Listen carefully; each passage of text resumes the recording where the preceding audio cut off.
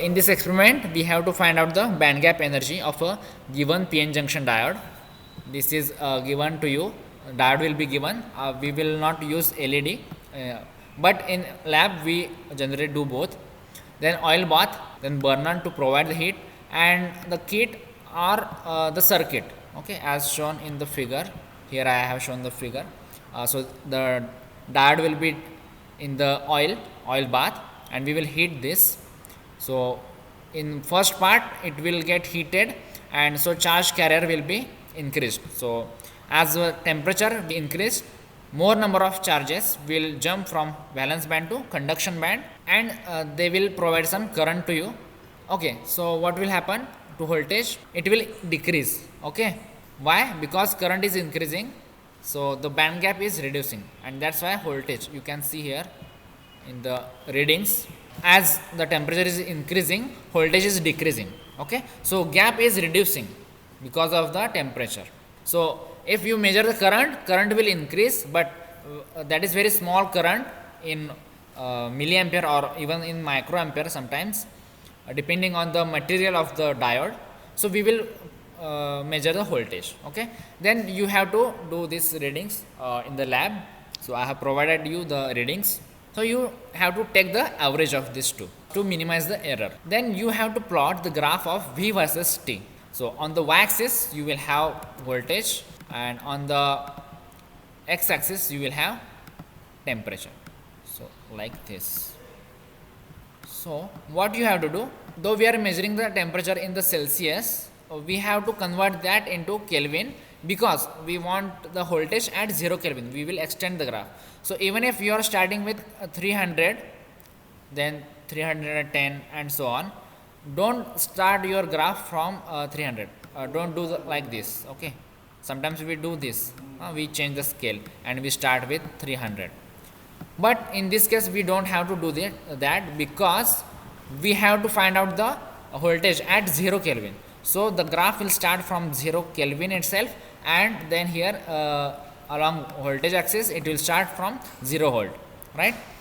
What will happen? Our data points will be in somewhere far region here. Okay, suppose we have taken 20, 40 and so on the readings. So our data points will start from 300 and then onwards. So our data will start from here. Okay, something like this. We will get this or like this. Okay, so we have to extend. I will draw the extended line with another color, and you have to extend the graph, and the y-intercept, okay, or v-intercept is your band gap energy. There is some formula, Eg, that is the band gap energy, is equal to V upon Q. If the energy is in the joule, okay, so it is V upon Q, minus there is some factor which is a function of temperature.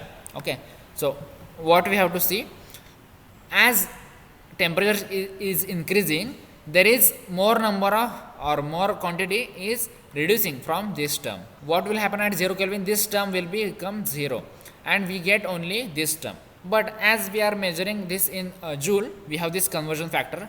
But if we are measuring in electron volts, we don't have this conversion in it.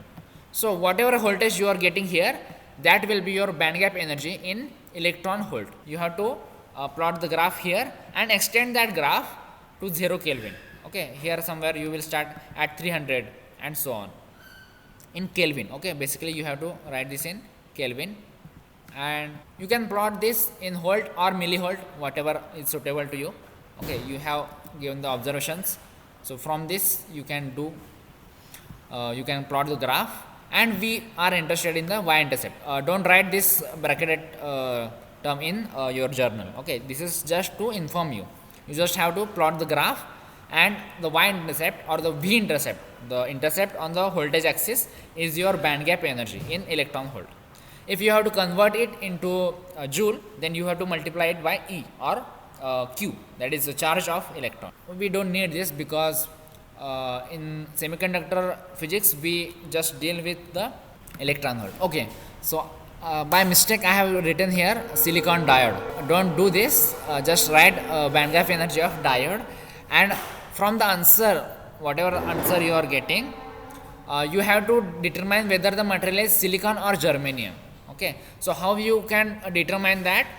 The band gap of silicon is about 1.1 electron volt, and band gap of germanium is about 0.7 electron volt.